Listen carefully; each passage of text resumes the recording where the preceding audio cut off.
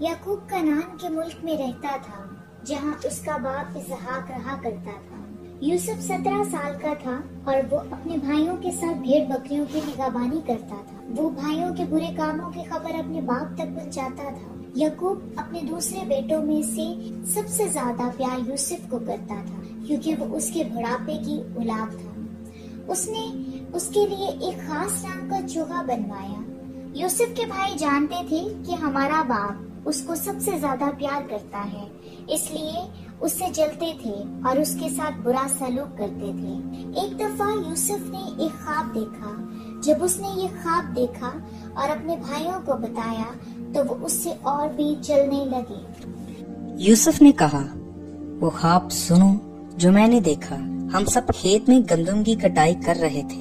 جب ہم نے پولے باندھے تو میرے پولے سیدھے کھڑے ہوئے اور تمہارے پولوں نے اسے چاروں طرف سے آ کر سجدہ کیا۔ اس کے بھائیوں نے پوچھا، کیا تو سوچتا ہے کہ تو ہمارے اوپر بادشاہ ہو گیا اور ہم پر سلطنت کرے گا؟ یوں وہ اس کے خوابوں کی وجہ سے اس سے اور بھی نفرت کرنے لگی۔ چند دنوں بعد یوسف نے ایک اور خواب دیکھا۔ اس نے اپنے بھائیوں کو بتایا، میں نے ایک اور خواب دیکھا ہے کہ سورج، چاند اور 11 ستاروں نے مجھے سجدہ کیا۔ اس نے یہ خواب اپنے باپ کو بھی بتایا۔ اس کے باپ نے اسے ڈانٹا کہ یہ کیسا خواب ہے؟ کیا تو سوچتا ہے کہ تیری ماں، تیرے بھائی اور میں تجھے سجدہ کریں گے؟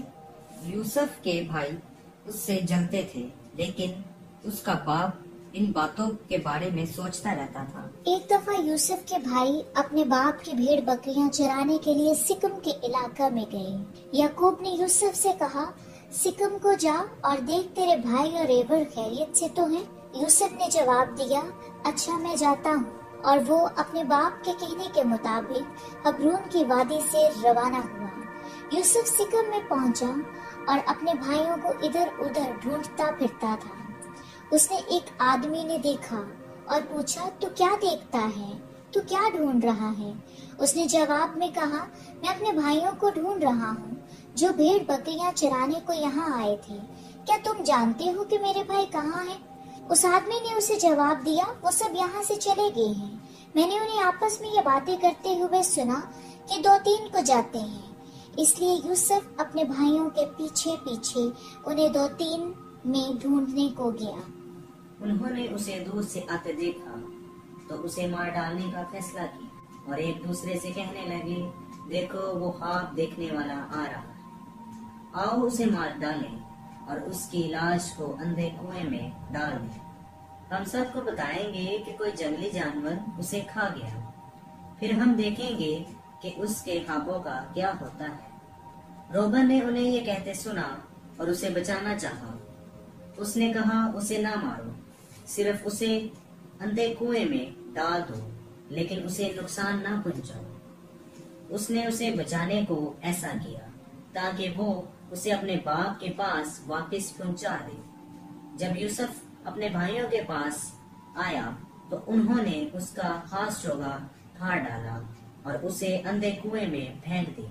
وہ کھانا کھانے بیٹھے اور آنکھ اٹھائی تو دیکھا کہ اسماعیلیوں کا ایک قافلہ آ رہا ہے۔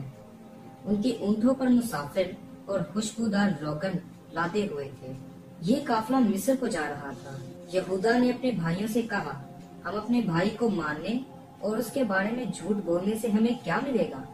آؤ اسے ان سوداگروں کے ہاتھ بیچ دیں، ہم اسے نقصان نہ پہنچائیں، آخرکار وہ ہمارا بھائی ہے۔ اس کے بھائی راضی ہوئے۔ جب سوداگر پاس آئے تو بھائیوں نے یوسف کو کنویں سے نکال کر اسے 20 روپے میں بیچ ڈالا۔ سوداگر اسے مصر میں لے گئے۔ اس وقت روبن وہاں نہ تھا۔ جب وہ کنویں پر آیا اور یوسف کو نہ پایا تو بہت پریشان ہوا۔ وہ اپنے بھائیوں کے پاس آیا اور کہا، لڑکا وہاں نہیں ہے، میں کیا کروں؟ تب انہوں نے ایک بکرے کو ذبح کیا اور یوسف کا چوغا اس کے خون میں ڈبویا۔ وہ چوغا اپنے باپ کے پاس لے گئے اور کہنے لگے، ہمیں یہ ملا ہے، کیا یہ تیرے بیٹے کا ہے؟